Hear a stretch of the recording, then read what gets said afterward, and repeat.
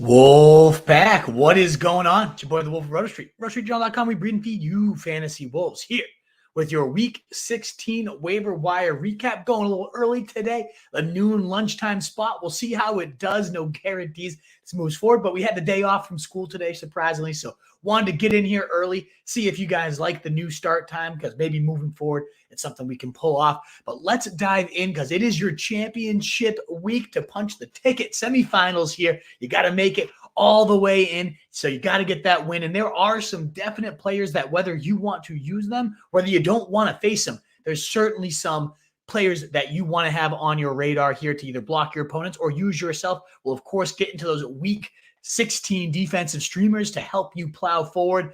Let's dive in, Wolfpack. Get all your questions in as well. And as the audience is growing, the like button, the thumbs up, all of that stuff really does help us grow. So please do consider hitting that thumbs up button, the like button, the shares, the retweets, all that stuff really does help us grow if you enjoy what you are hearing. But let's start off with probably not available in your league, but got to at least put him out there. First check for Ty Chandler, 53% rostered. So there is a chance. I actually saw him in my college league. Was surprised to see him sitting out there waiting for the picking here after a monstrous Week 15. He saw 81% of the snaps, 82% of the rush attempts, 44% route share as well, ultimately racking up 25 PPR fantasy points to Ty Chandler, 132 yards and a touchdown on the ground, a whopping 23 carries as the featured back.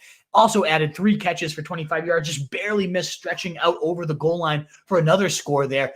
A monster day here for Chandler, both from a usage and production standpoint, certainly better than anything we've seen Alexander Mattison do all year. And the rest of the season, the schedule pretty soft as well here. So yes, Mattison could be back this week, but I have a hard time believing they're going to turn the keys back over given how effective Chandler was and how ineffective we've seen Mattison all year. If he is somehow out there in your league, Ty Chandler, blow all the FAAB, go out and get him, whether you're going to use him or not. He is in a great spot to plow forward as a real high-end running back too.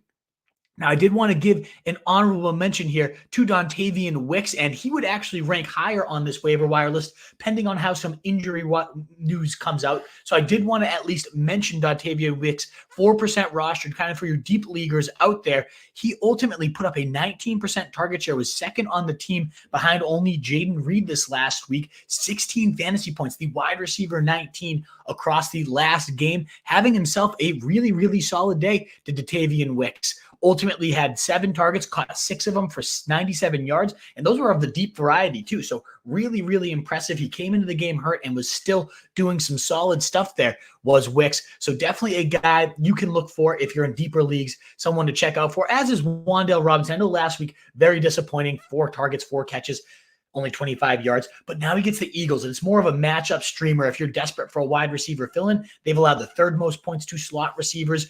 They've been getting absolutely peppered by all receiver positions, 2nd most overall in general, but in addition to that, very generous to slot receivers. So you could check out Wan'Dale Robinson, but check out, again, Wicks. In case Reed, who did leave the game early, only had 41% of their routes, Wicks really picked up the slack there, and especially if Christian Watson's out there too. We could be talking about the number 1 wide receiver here for the Packers, so I wanted to toss him out there.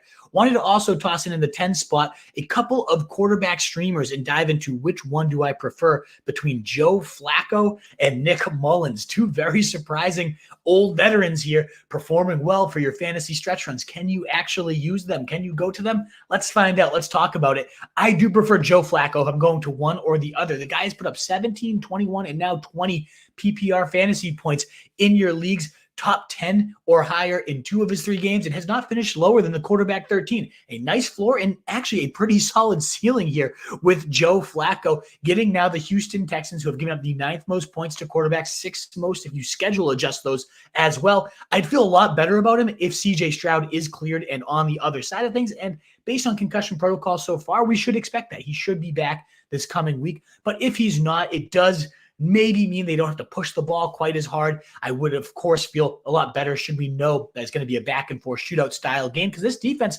has definitely been banged up and much more susceptible to giving up points is the Cleveland defense, which should keep Joe Flacco chucking 44, 45, and 44 pass attempts in these first 3 games, just absolutely airing the ball out here. And in just 3 starts, he has already tied Deshaun Watson for 2023 touchdowns. He has one more touchdown than Kenny Pickett on the year. It is wild.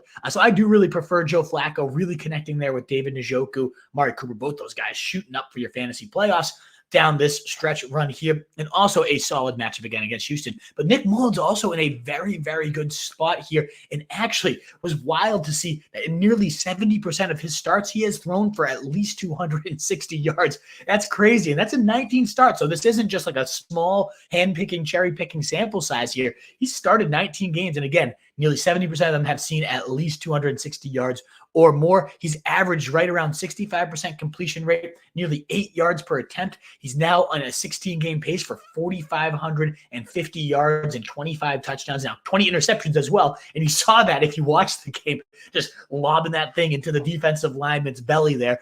Ultimately, you're going to have to deal with some of that. But he got there for you last week, over 19 fantasy points, depending on your scoring settings. And now he gets Detroit, who are giving up the fourth most points to quarterbacks. In fact, top 3 matchup across the last 5 games. Very much they are reeling on the defensive front there. And even Russell Wilson, who sucked this last Saturday night, ultimately put up over 20 fantasy points. He got there at the end of the day. So I think that is a shootout style game there in week 16. So I feel great about Nick Mullins as a starter. Should you miss out on Joe Flacco if he's already gone, definitely the preferred play. But if you need a quarterback, 2 quarterback, deep leagues, those type of situations, I do think Nick Mullins is in a spot to do some really decent damage here as a fringe top 50 guy, or top 20 guy rather, for me. What's up, Brian? And everybody out there, please do consider getting those questions on there. It definitely comes in now from Twitter, which is awesome. You can also get in on Facebook, YouTube. Would love some questions. That's why we go live, is to help you guys out. So definitely let me know what questions you guys have. And of course, that thumbs up button really does help us continue to get out to more people, the likes, the shares, the retweets. Now, moving to a couple of tight ends, and I had a hard time sifting through which one of these 2 guys I preferred. We'll start with Tucker Kraft, really closely in line with my next guy as well. I have a hard time picking which one I like more, but let's dive into Kraft first, who had 93% of the routes. That was a team high for the Packers. Ultimately 3rd on the team with a 17% target share, got in the end zone. If you saw that nice athletic play leaping into the end zone there, ultimately finishing with 16 PPR points. The tight end 6 for the week had 4 catches, 57 yards, and a score on those 6 targets. Now, the reason why he's not the shoe-in number 1 tight end pickup of the week for me is it really just comes down to matchups here. Gets Carolina the 29th in terms of points allowed to tight ends. Very tough matchup, and just it's more so that you can just run the ball down their throat and you don't have to throw against them at all. And so I don't like that spot. And then Minnesota, hey, that's not so bad. But by then, and maybe even as early as this week, Musgrave could be back. He's eligible to return from the IR, which is why I'm just not as high on Kraft. I actually think Kraft's the better player. I went and said that earlier this preseason, that he was my preferred guy, and certainly looked wrong for a while. But in terms of their play on the field, I still think Kraft has shown more, and wouldn't be shocked if they go to a lot of 2 tight end sets, or ultimately just turn the keys over to Kraft, given that he's been a very productive player in Musgrave's absence. But Musgrave does bring a lot of athleticism to the table, more of a deep seamer. Like, this is kind of that Gronk-Hernandez duo. Now, not even close to that, but in terms of a big body that can block and do it all, well, there's Kraft for you, maybe an every snap player, whereas Musgrave more of that move around kind of receiving weapon here. But I do prefer Kraft of the 2. That's just one of the reasons why I'm not quite going all in to go get Tucker Kraft as my number 1 tight end play of this waiver wire. In fact, my number 1 guy is Hunter Henry. Only 24% rostered, had a whopping 9 targets. That was 31% target share here for Hunter Henry. He caught 7 of those 9 targets for 66 yards and a touchdown. Has now gone back-to-back games with 19 and 20 PPR points. The tight end 4 in back-to-back weeks, given that he had 40 yards and 2 scores just 2 weeks ago against the Steelers. And who's coming to town this week? The Denver Broncos. Actually, they're going there, but still, they are giving up the most points by a mile to tight ends, and they just gave up 3 touchdowns to Sam Laporta. I get it. Hunter Henry is not Sam Laporta. I'm in love with Sam Laporta. I think the guy is an absolute animal. But still, this is a guy that's now scored 3 touchdowns in his last 2 games, that has shown a really nice chemistry here with Bailey Zappi. And we've seen Hunter Henry have these type of stretches in the past, certainly in a Patriots uniform, but even with the Chargers, we've seen a high receiving, total high upside as a scorer as well. So he's really coming through for you right now, Hunter Henry. And again, that 31% target share was by far a team high. He's the clear go-to guy. The only reason I'm not even higher on him this week is he did leave the game with a knee injury. Now, he walked off on his own power. There's been no word quite yet what his deal is. But obviously, should he be out, of course, Tucker Kraft is the preferred pivot there. Maybe Mike Gesicki even becomes a threat to score a touchdown against that pathetic Broncos defense. Alrighty, Wolfpack, that wraps up our tight end, guys. Now, here's the debate that you oddly might have to find yourself asking here is which Bears running back in this absolute carousel of garbage are you going to want to use this week? And well, why would I want to use anybody if you're calling it a carousel of garbage? Well, that doesn't sound like something I want to hop aboard. You got to consider this. The Arizona Cardinals, their matchup this week, have given up the most points to running backs, nearly 27 fantasy points allowed to backfields each and every week. And at least one runner has smashed them across their last 5 games, 17, 18, 35. One dud against the Steelers. Jalen Warren only had 8 points there, but then 39 points. So 6 running backs on the season have gone for over 20 fantasy points. It's a pathetic Cardinals defense as a whole, but especially as a run defense here. So ultimately, you got to figure out one of these backs is probably going to put up some points here, even though it is a 3-headed nightmare between Foreman, Johnson, Herbert still mixing in. And then you even factor in the 4th head of Justin Fields being such an elite runner. Who do I trust, Wolf? It's a really tricky thing. And honestly, I can dive into some of the stats here. My gut just does say Donta Foreman's type of script where they get up big early and we just see a Foreman 2-touchdown, 100-yard day. Like that feels like this kind of narrative here. But the stats don't point to that. Roschon Johnson last week out, 53% of the snaps, only 20% of the rush attempts, but 42% routes and a nice, healthy 18% targets there. Ultimately racked up 10 PPR points, was the running back 23. But that snap share, again, being the biggest factor there, that he was on the field over half the time compared to just 23% of the snaps for Foreman and 24% for Herbert. And it does make sense. Get your young guy out there, get him involved, see what you have. This is the guy they hand selected. Why not get him some extra burn here to kill the year? So I do think it makes the most sense that it should be Roschon Johnson. Again, 36 yards, 4 catches, 24 yards, the most productive day, the most touches last week out. That all being said, my gut just continues to say like 2-touchdown Foreman day. Roschon's the less owned guy. He's more likely to be out there in your league. And again, especially if this game gets away from them or they're playing from behind, let's say Kyler Murray gets them up big early. Yeah, it's definitely going to be a Roschon day. But I just really, in my gut, think Foreman is the one that ends up getting the bulk of the work in a bleeded out script. He did have 2 carries inside the 5-yard line this last week. He converted on none of them. And again, I'm now recommending a guy that went for negative fantasy points, -1 this last week, given that he had -6 yards on his 6 carries against the Browns. It's not a pretty thing. I'm not excited to recommend him. But again, this matchup is so juicy. Somebody in this backfield is going to have a big day. It should be Roschon based on the recent usage. But my gut, I'm just telling you guys, it screams Donta Foreman this week. Either way, I'd pick up one of the 2 backs if they're out there in your leagues because I don't want to have to face them smashing me for 20 points. Even if they're on your bench, that's better than against you. Now, moving forward to a few more running backs I like. Chase Brown is my number 6 pickup of the week, my number 2 running back pickup of the week, 20% rostered, and nothing really changed here. 23 yards on 7 carries, ultimately had 3 catches for 28 yards as well on his 3 targets. The big thing that did change is the snap share wasn't great for him, 17% of the snaps, but when he was in, he was touching the rock. He had 32% of the rush attempts, just 1 less than Joe Mixon there. And ultimately, he was targeted on 60% of the routes that he ran. He got a target on there, just an 8% share. But again, when he was in there, he was definitely getting the ball, Chase Brown, and looking damn good while doing it. So I could see that role continuing to elevate. And even if not, it's just the handcuff value. Should something happen to Mixon against a run funnel Kansas City defense in week 17, Chase Brown would be a potential league winner, given that Jake Browning is now targeting his backs on over 30% of his throws. So I definitely think, yes, this has been great for Joe Mixon. He himself has had a nice resurgence here, but even as a desperation flex, you still got 8 PPR points out of Chase Brown last week too. So a handcuff with benefits that I just would not want to run into in week 17. So that is my top handcuff guy to be stashing. Now, in terms of the highest potential ceiling of all the running backs available in your leagues, I do think it's Zamir White, 16% rostered. It does obviously hinge 100% on Josh Jacobs' health. If he's healthy, we've barely seen Zamir White sniff the field, and maybe he earned himself a few more snaps here or there. But if Jacobs is in there, you're never trusting Zamir White. You can cross this one off the list. He can go down, and then there's no reason to use him. But if Jacobs is out, we just saw Zamir White, 17 carries, 69 yards, and a score against the Chargers. And now he gets a nice, again, we just talked about Kansas City being a run funnel. That's who he's facing this next week. And in that span, we saw Zamir White get 70% of the snaps, 65% of the rush attempts. And what I was most impressed with was the 59% route share and 10% target share. I expected Amir Abdullah, who did mix in here or there, 6% target share, 24% of the routes. He wasn't completely irrelevant, but I thought it would be a much closer 50-50 split. But Zamir White actually dominating the route share and target share among backs tells you that they really do trust this 3-down skill set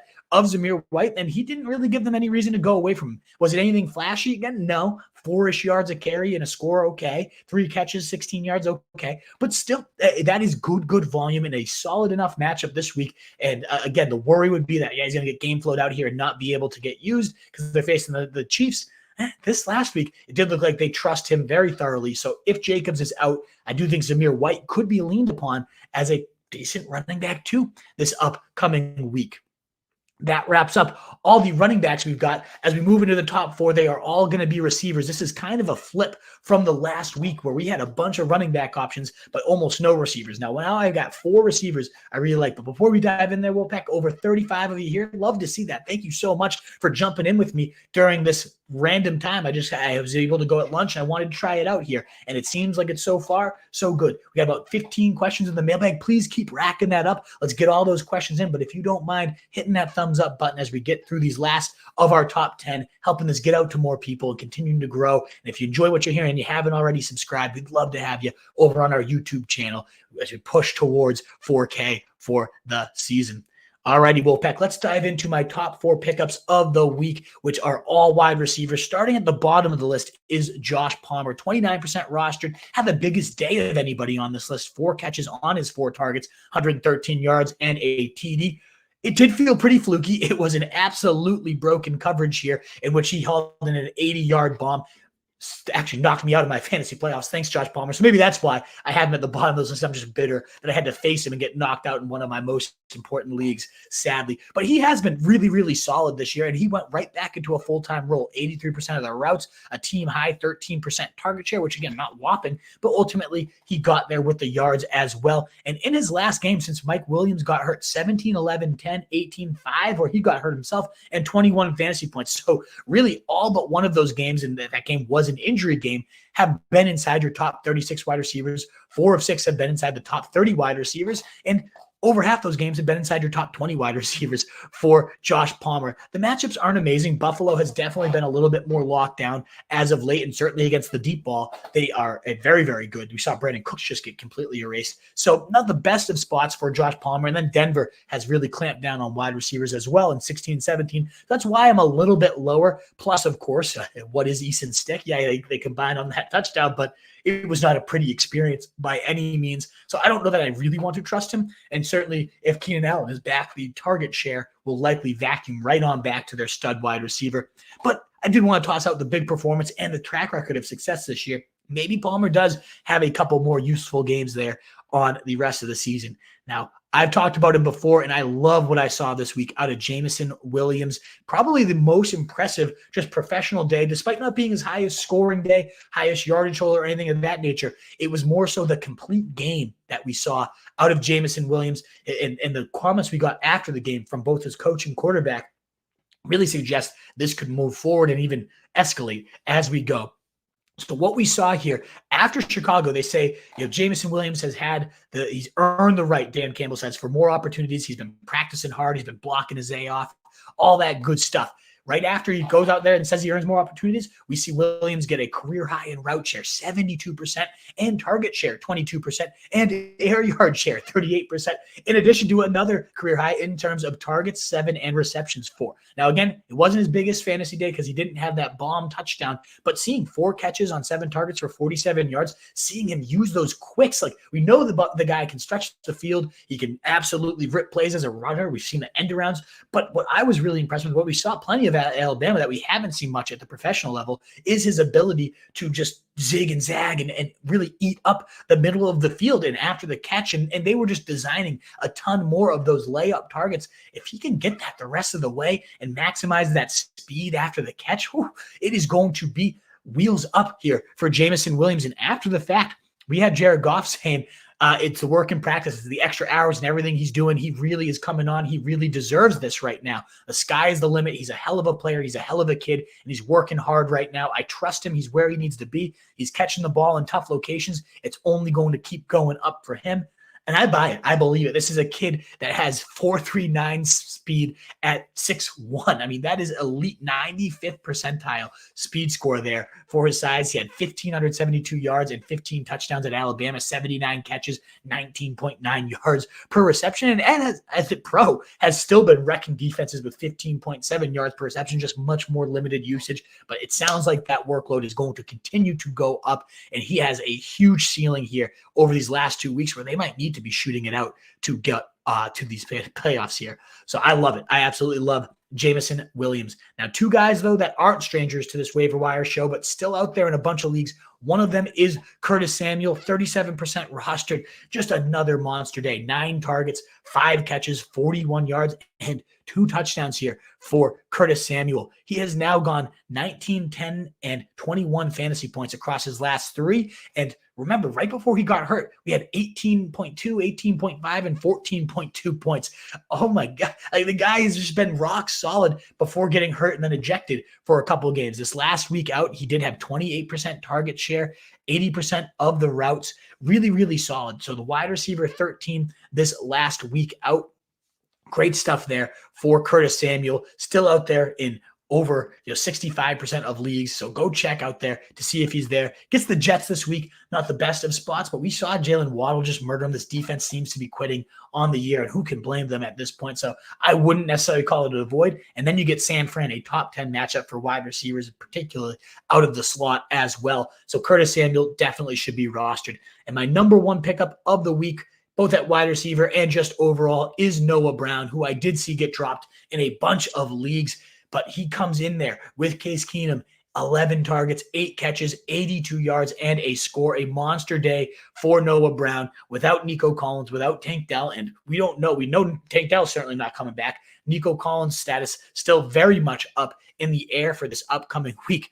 That accounted for a whopping 32% of the targets. He played 85% of the routes, which was oddly second on the team. 88% went to Hutchinson, who saw just like 3 targets on the day. It was definitely the Noah Brown show, and we shouldn't be surprised here, given that we've seen 172 and 153-yard performances from him. He's led this team in receiving yards now in 4 out of the 10 games he's played. He's been really, really solid all year, every single time he's been utilized here. So I love Noah Brown moving forward. He gets a decent matchup coming up in week 17. Tennessee, the team he just blitzed. Now Cleveland coming up this next week, not the best of spots, but again, with Denzel Ward and the secondary banged up, we've seen teams moving the ball fairly well against Cleveland here. So not even a bad spot there for him. So he wraps up here my top pickup of the week. Now, Wolfpack, please do again consider that thumbs up button as we're going to now dive into my top Week 16 defensive streamers, starting yet again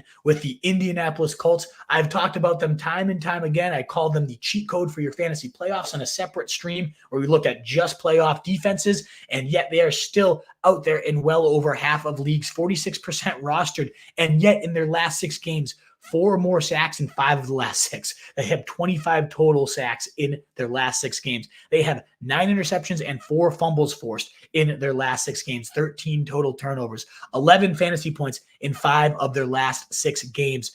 It's just been awesome. They have been the number 1 scoring defense since week 9, averaging nearly 17 fantasy points a game. And now they get Atlanta, yet another abysmal team. Yes, it's worse with Desmond Ridder, but even Taylor Heineke stinks himself. So top 10 matchup here for your fantasy defense, a defense that has been the number 1 team on the season so far in these last 5 weeks. You got to love the Indianapolis Colts. That's the first spot I look at, my number 4 defense overall on the week. Now, I should say, and I should have prefaced this, that you got to at least first check for Buffalo. They faced the Chiefs and Cowboys in back-to-back games, and it looked like it's going to be a tough Chargers matchup coming up. So they're out there. They're only 75% rostered. I scooped them in 3 leagues last week. So a lot of leagues I was in, they were dropped at least. They might have been picked up at this point, especially after that abysmal Chargers effort on Thursday night. But just go ahead and check for them, because not only do they get Eason Stick, who just gave up 30 fantasy points to the Raiders defense, they also then get the Patriots, a top 5 matchup for defenses in their next week after that. So you could have your locked in week 16, 17. I would be shocked if any defenses outscore the Buffalo Bills across these next 2 weeks. But if you missed out on the Bills and if the Colts are not out there for you, check for the Denver Broncos, 48% rostered. I understand, yes, they just scored -2 fantasy points against the Detroit Lions here. But before that, 14-5, 16-8, 9, and 17 points was top 7 in fantasy points over that span, with top 9 finishes in 5 of 7 games before getting again trounced by the Lions there. And now they get the Patriots at home, a perfect spot for a rebound to just tee off on a team giving up the 5th most points to defenses, 16-12, 17-4, and 7 surrendered in their last 5 games, have the Patriots 2 fantasy defenses. So I think we could definitely get a 10-plus point day here for your Denver Broncos. If you miss out on them, you can't miss out then on the Green Bay Packers as well, because they get the Carolina Panthers. Do you need me to spell how bad they are? Sure. 3rd most points allowed to defenses. They have not hit 20 points total since week 5, have been 15 points or less in 8 of their 9 games. And in that span, they've also surrendered 3 sacks in all 9 games, 4 or more sacks in 7 of those 9 games, a minimum of 7 or more fantasy points to defenses across all of those games, and 21 or more in 3 of their last 8 games as well. We've got the floor, we've got the ceiling. We are in a great spot here with your Green Bay Packers. And if you miss out, again, those guys are all around 40% rostered. I got to imagine one of those top 3, the Colts, Broncos, Packers, or of course the Bills, if they are somehow out there in your league. But if you miss out on all of them, they're not there, people have been stashing them, well, then the Commanders are still out there. I guarantee it. 15% rostered right now, and they get the Jets, who have given up the most points to defenses. It's a risky ad because their defense, the Commanders, are so bad, and in particular have been atrocious since trading away their 2 top defensive tackles. I mean, they've given up 30 or more points in all but 1 game since then. Hey, it's been really, really bad. But the Jets, especially if Zach Wilson is knocked out with this concussion, are as bad as it gets as an offense. So I think the Commanders could get after the passer there at home, and most points allowed for obvious reasons there are your New York Jets. So maybe the Commanders if you're desperate and those other 3 defenses are gone. Alrighty, Wolfpack, that wraps up my points for this. So let's dive on into any questions you guys have for the rest of the stream. What's going on, Ryan? Good to see you, brother. I hope you have some good questions for me. Let's hit what we can for you. Tua or Flacco for Chip this week?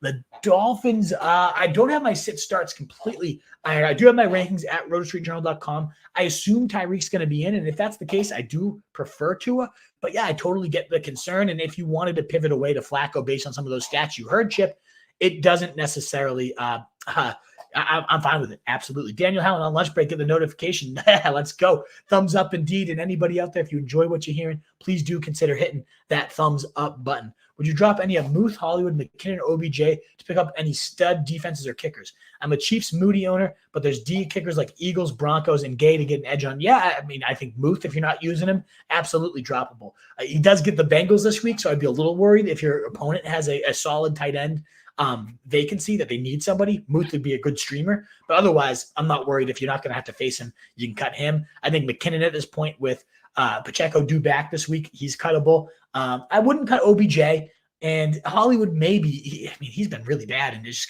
continues to be dinged up. I would certainly block the Eagles. I'd try to block the Broncos as well. So yeah, I think absolutely I would drop at least Muth, McKinnon, and maybe even Hollywood there to start getting those special team edges for sure. Daniel Howland, I have to start 5 players from 1 game. Gibbs, Laporta, St. Brown, JJ, and Hawk. Yeah, that's the type of game that you want to stack. I mean, DFS, that's the type of things that dreams are made of. People would have all 5 of those guys in their lineups for sure. So nothing wrong with that, Daniel Howland, by any means. Thomas, Lobo, should I stick with Ridley or chase the points with Addison this week? That's a good one. I do think Ridley against Tampa Bay is probably the play here, especially if Zay Jones is also knocked out too. That's a huge target share for sure. So I would go Ridley probably over Addison. But yeah, I mean, Addison clearly had a nice connection there with Mullins. Bailed him out a few times. Mullins was not afraid to let it rip down there. So I like them both a lot. I probably lean Ridley, though, with that matchup. But Detroit's a great matchup for Addison, too. That's a really tough call there, Tomas. The GOAT is live. What's up, Dylan? Picked up Likely. Let's go. He has been an absolute monster, huh? He's been my fill-in for Mark Andrews, and I have been very happy. Tua or Flacco for John O'Connor. We got that one earlier as well.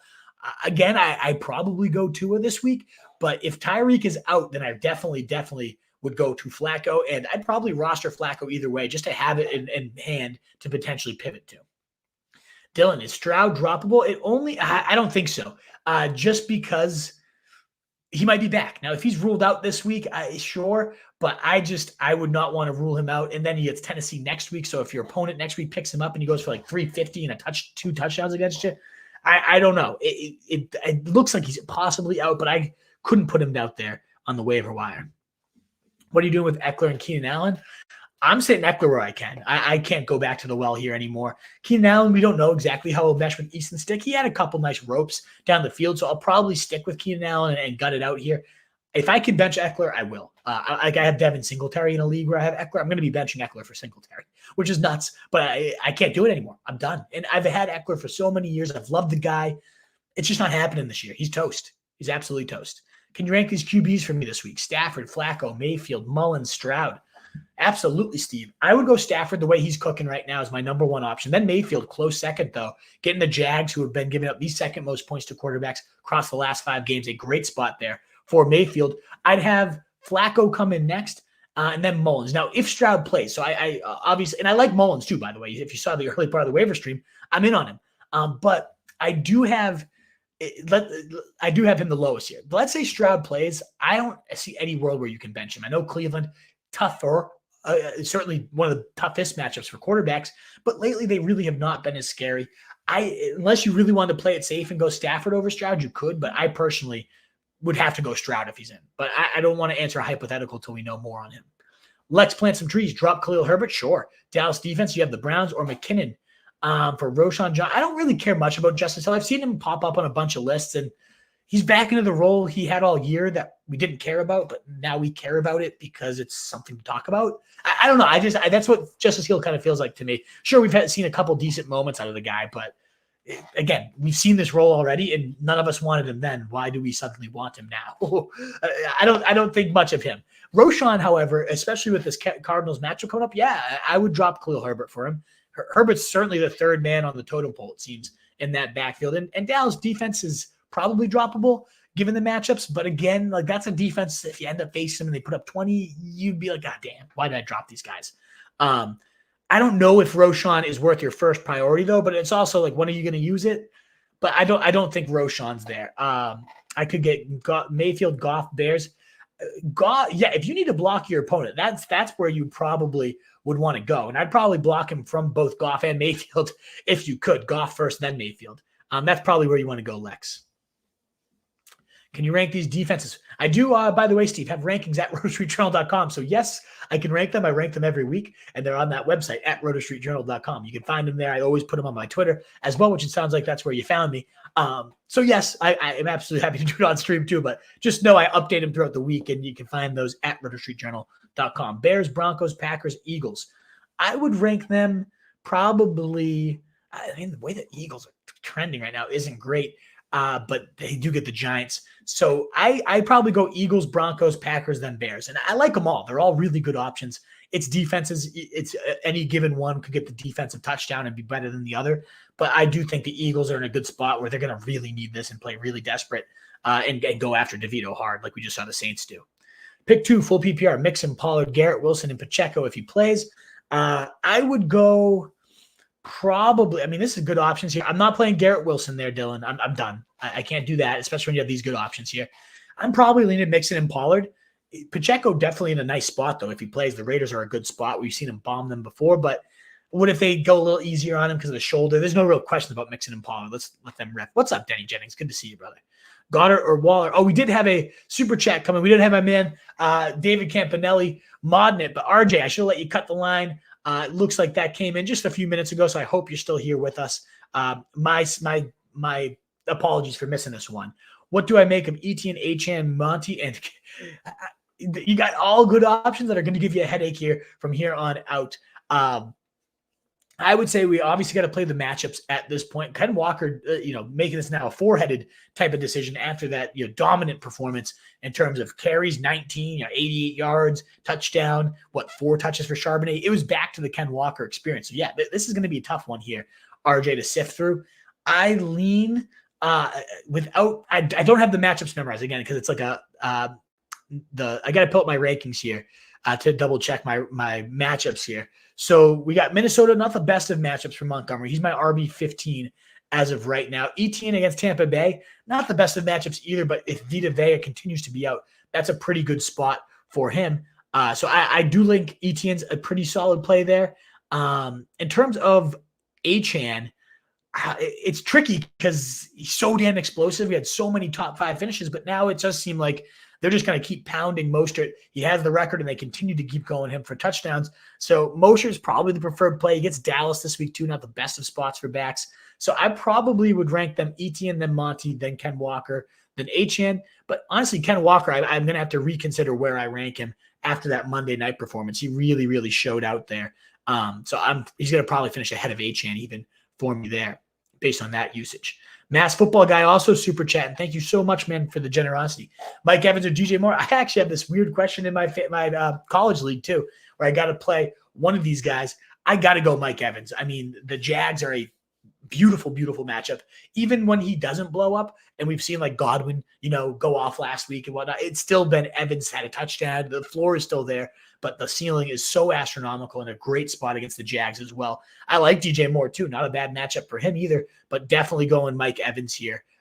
Most weeks anyways going him, but especially again with the Jags coming up. But you got 2 top 10 matchups there, or top 10 receivers rather. So really, really good spots for sure.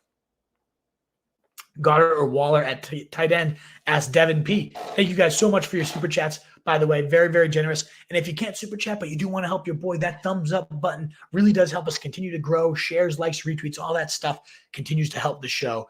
As I'm so happy to have you guys here and seeing some new names. SS, where can I find your rankings? Stuff like that. Please do consider subscribing to the channel right now, but also at rototreatjournal.com is where you can find all of our content as well. So Goddard or Waller at tight end, as Devin P. I would lean Goddard here. 9 targets last night. Looked pretty solid. He looks fully healthy here.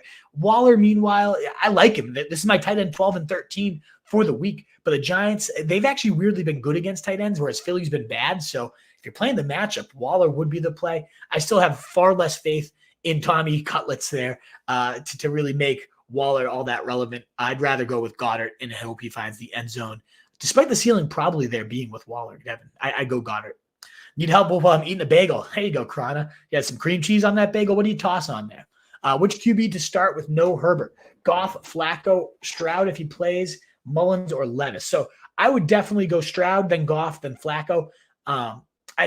Stroud versus Goff is honestly really, really close there too. I probably even might just go Goff and play it safe there if Stroud's in, because it feels a little risky with Cleveland and with the injury there. So I'm probably going to go Goff, then Stroud, then Flacco is how I would rank them. And then, you're going Lamar in the other one, obviously. Good stuff. Where can I find your rankings? rotostreetjournal.com, SS. Go find them on over there for sure. Flowers, Addison, Noah Brown, or Palmer. Pick 2 PPR. I would probably go – so it's tough, Chronic, without knowing, is Nico in, is Stroud in. There's a lot to figure out with Noah Brown. But honestly, even if Stroud's out, like we've seen him dominate with Keenum before. So I think – I love Addison against Detroit. That seems like the top play. Flowers is sketching me out a little bit after that 1-point dud. How much of it was weather? I don't know. Coming up here, they do get San Fran, which is a good matchup for receivers. I'm probably going to go to the 2 rookies there and go Flowers and Addison. As intrigued by Noah Brown as I am. Now, if Stroud's in, Collins is out, and Noah Brown's that number 1 guy, I might pivot on Sunday. But for now, I'm going to go Flowers and Addison. Safe to cut the Ravens. I have the Jets. You definitely want Buffalo. If it means Ravens versus Buffalo, I would cut them. And you could also cut the Jets. I don't know. I guess they're a good matchup this week, though, against Washington. The Ravens are a little bit less scary of a defense to face. But even in the tough matchups, they've still just been kind of coming through for you. I think they're okay to cut. Like, I'm not going to use them this week against San Fran and probably wouldn't use them against Miami. So, I would cut them, but it still scares me a little bit. But I definitely want Buffalo, and then I would like the Colts after that for sure. Is Zeke droppable for either McKinnon? No, don't drop Zeke. No. It seems like he's still going to be that featured back. Now he gets Denver, top 2 matchup for running backs. Not for any of those guys. No way, Krana. Bijan or Singletary? I want to say Bijan. The matchup's good again against the Colts, but honestly, Matt, I mean, Singletary seems safer at this point, but if it was me, I'd probably still go Bijan and just hate Arthur Smith for the rest of my life. And Emiliano, last question here, and Duhar. Emiliano and Duhar. Do I start Stafford or Jordan Love? Also, do I start DeVito or Aiden O'Connell in a dynasty league? I actually have that same. I know you have like the head on the faceplate. I have the same question with DeVito and Aiden O'Connell. I lost, not that anybody cares, but I lost Kirk Cousins, Aaron Rodgers, and Danny Jones in the same year in a dynasty league that's stacked. Tyreek, Debo, Raheem Mostert's going crazy, Tony Pollard, Stephon Diggs. Like the team is huge, and yet I lost all my quarterbacks and lost in the first round. It sucks. In terms of the Jordan Love versus Stafford, I'm just going to keep rolling Stafford here. How do you not? Has been an absolute beast, 24, 23, 24, and 19 points across his last 4 games. Quarterback, top 12 quarterback in all 4 matchups here. And New Orleans, a decent defense. Yeah, pretty good. But he got it done against the Ravens. I'm not worried about matchups here with Stafford because his best games have come in his hardest matchups against Cleveland and Baltimore, 23 and 24 points. So I'm just going to roll Stafford there of those options, even though I like Jordan Love. Yeah. And is the Cowboys defense droppable? Yeah, I think so, especially if you got your matchups all scheduled out there, Emiliano. I think so. Alrighty, Wolfpack. Thank you again so much. On your way out, please do consider hitting that thumbs up. A lot of new names there in the comments. Consider subscribing to the YouTube channel. Continue to pop this up. It would mean the world to help us continue to grow. And at rotostreetjournal.com is where you can find all my stuff, all my rankings. And one last plug is app.rotobot.ai, an AI tool we've been really pumped to release and start to grow. So check that all out for your sit starts. It helps us get so much better. The more you guys use that, the better we can make this tool. So it's something that everybody's using in 2024. Well, thank you again so much, Wolfpack. In a world for fantasy sheep, guys, be the wolf. Thanks again for spending your Tuesday afternoon